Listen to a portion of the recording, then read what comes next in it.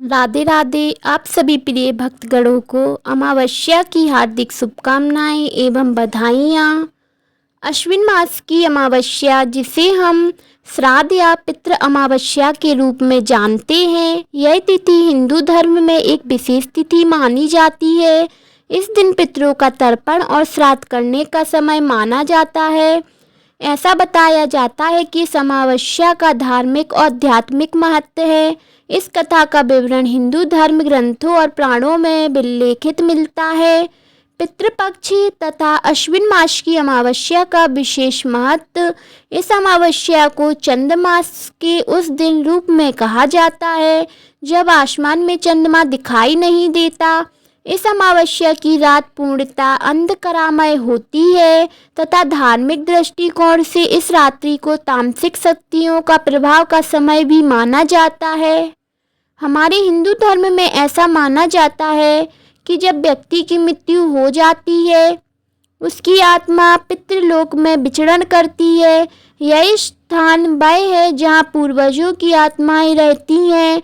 पितरों को मुक्ति दिलाने और उनका आशीर्वाद प्राप्त करने के लिए यह समय विशेष होता है तथा इस मास का अंतिम दिन अमावस्या का दिन होता है। अश्विन मास की अमावस्या को प्रमुख रूप से पितृ अमावस्या के नाम से जाना जाता है। इस दिन पितरों के लिए श्राद्ध और तर्पण किया जाता है। इसको पितृपक्ष की विशेष तिथि माना जाता है। ऐसा बताया जाता है कि इस दिन पितृ पृथ्वी पर आते हैं तथा वे अपने वंशजों के द्वारा किए गए कर्मों का फल प्राप्त करते हैं। उनके किए गए तर्पण तथा श्राद्ध से खुश होकर आशीर्वाद देते हैं। इससे उनकी आत्मा को संतुष्टि मिलती है। पितृ अमावस्या की पौराणिक कथा। इस अमावस्या से जुड़ी अनेक पौराणिक कथाएं हैं जो कि इस दिन महत्व को बताती हैं। इनमें से एक विशेष कथा महाभारत के समय की बताई जाती है, जो भीष्म पितामह थे। भीष्म पितामह वो हैं जिन्हें महाभारत के महान योद्धाओं में माना जाता है। भीष्म पितामह ने अपने जीवन के आखिरी दिनों में अर्जुन से ये कहा था कि वे पितरों को तर्पण और श्राद्ध करें, जिससे भी उनके पितरों को आत्माओं को शांति प्राप्त हो। अर्जुन ने अपने भाई युधिष्ठिर से इसका कारण जानना चाहा। तब युधिष्ठिर ने ऐसा बताया कि इस अमावस्या के दिन पितरों का तर्पण और श्राद्ध का बहुत महत्व होता है और इसे करने से पितरों के मन को संतुष्टि मिलती है।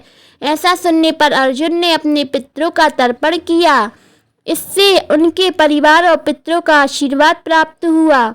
एक अन्य कथा के अनुसार राजा हरिश्चंद्र ने भी इस दिन अपने पितरों का श्राद्ध और तर्पण किया था। पौराणिक कथा कहती है राजा हरिश्चंद्र ने भी इस दिन अपने पितरों का श्राद्ध और तर्पण किया था। पौराणिक कथा कहती है कि राजा हरिश्चंद्र सत्यवादी और धर्म को मानने वाले राजा थे। राजा ने अपने राज्य को सत्य और न्याय का साथ चलाया। एक दिन ऐसा भी आया जब उन्होंने अपने पितृ रोहितर्ष की मृत्यु होने के बाद अपने पितरों का तर्पण किया। अमावस्या को चुना। उन्होंने विधि विधान से अनुसार श्राद्ध और तर्पण किया, जिससे उनके पितरों को आत्मा की शांति मिली तथा राजा हरिश्चंद्र को आशीर्वाद भी मिला। पितृदोष का निवारण। हिंदू धर्म में पितृदोष के बारे में भी बताया जाता है। ऐसा बताया जाता है कि जब किसी मनुष्य के पितृ संतुष्ट नहीं होते या उनकी आत्मा को शांति नहीं मिल पाती, तो उनके वंशजों को पितृदोष के कारण कष्ट उठाना पड़ता है। इस पितृदोष के कारण व्यक्ति के जीवन में अनेक प्रकार की समस्या, आर्थिक तंगी, स्वास्थ्य संबंधी परेशानी। इस दोष से निवारण के लिए अमावस्या वाले दिन श्राद्ध और तर्पण करना महत्वपूर्ण होता है। श्राद्ध कर्म और तर्पण से पितृदोष का निवारण होता है और व्यक्ति के जीवन में सुख, समृद्धि और शांति आती है। पितरों की आत्माएं प्रसन्न होकर अपने वंशजों को आशीर्वाद देती हैं और उनके सभी कार्य सफल होते हैं। इसलिए अश्विन मास की अमावस्या के दिन पितरों का आशीर्वाद प्राप्त करना सर्वोच्च समय माना जाता है। अमावस्या का विवरण। आध्यात्मिक रूप में दृष्टि में अमावस्या का दिन साधना के लिए बहुत महत्वपूर्ण होता है। हालांकि दिन चंद्रमा के अंधकार का होता है, इसलिए इस दिन को आत्मा की अंदरूनी अंधकार को नष्ट कर